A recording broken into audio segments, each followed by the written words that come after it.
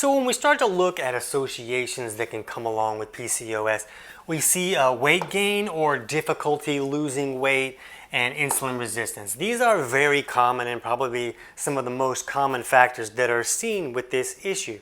And when we look at insulin resistance, basically when we eat carbohydrates or sugars or starches, that raises our blood sugar and that causes the hormone insulin to go up and help us process that blood sugar so the body can use it. The problem is we burn up that sugar pretty quickly, but insulin stays high a lot longer.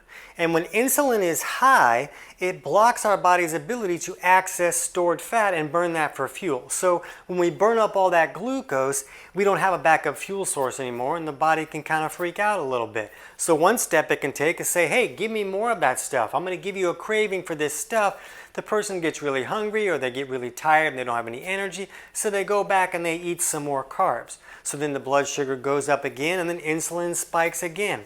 So this happens over days and weeks and years, and eventually the body starts to become less receptive to this insulin.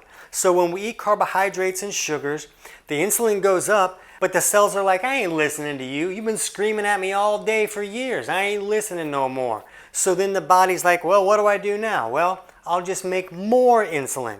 And then the increase in insulin finally processes that sugar in a way that it should be processed and everything is okay and the blood sugar doesn't go too high. But over time, the body needs to make more and more insulin in order to process that sugar, and the cells become less and less receptive to that insulin.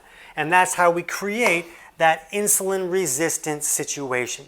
So now we're insulin resistant, and that means that insulin is very high most of the time. And very high insulin can be very problematic.